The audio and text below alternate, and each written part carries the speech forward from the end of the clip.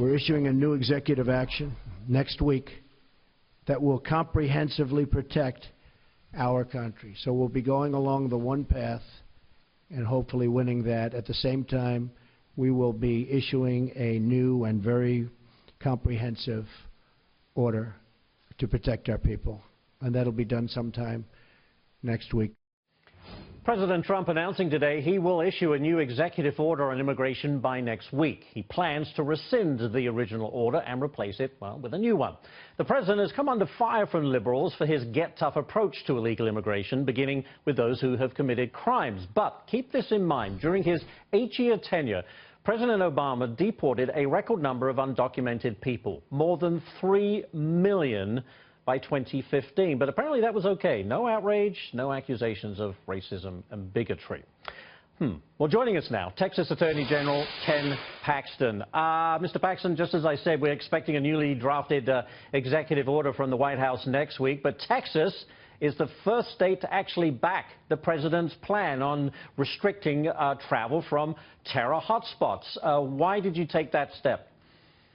So we've been struggling with this for years. We've had this ongoing issue with the Obama administration bringing refugees into our state from terrorist nations, and we don't know who they are. They weren't vetted.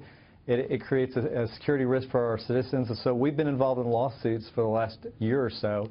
And finally, we have a president who's willing to do something about it. So, you know, we spoke out. We're very pleased that the president is making progress on this issue. My question, and I guess, you know, the 7 countries identified, how on earth can these refugees, these people wanting to move to the United States, how can you properly vet them? Many of these countries are essentially a failed state. I mean, where are you going to get the records? Who are you going to talk to? Obviously, that's our concern. I mean, if they can be vetted, fine. But if they can't, why take the risk? Why put our citizens at risk?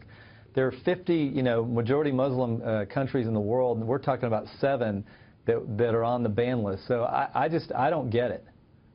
Well, what's interesting, Mr. Paxton, is that today we have this immigrant protest, if you like, a day for immigrants, people, foreign-born people being asked to stay at home, don't go to school, show that by not having the immigrant population working today will paralyze the country. My point is that there seems to be a lot of skewing of the message. All that the president wants to do, President Trump says, we have got to address the illegal immigrant problem in this country. When it comes to refugees, look, we don't know who they are, where they come from, what they have in mind. But surely the first stop, as the president has said, criminals who are here illegally should be the first out. Absolutely. And, you know, we're dealing with that in our own state. We have a Travis County sheriff who has said, you know, she's not going to turn over illegals who are criminals to the federal government. But I think you're right about the message. I don't think these people who are protesting this understand the message. We're not against immigration. We're not against legal immigration. We want immigrants to come here. What we are opposed to is bringing people into our country who from terrorist nations that are a risk to our people.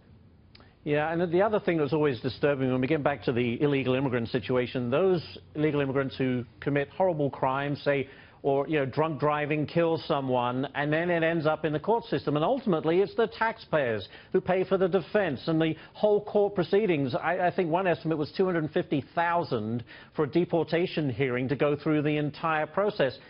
That's outrageous.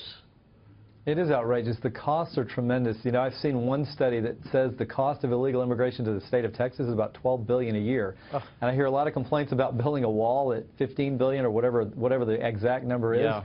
That's a one-time cost versus what we deal with on the border states every single year. Yeah, I think more people should have the experience of living on the border. I used to live in Yuma, Arizona, right down there. So I know what you talk of. I wish more people would have that experience before speaking out. Anyway, Ken Paxton, thank you so much for joining us today. Thank you. Really appreciate it. Appreciate it.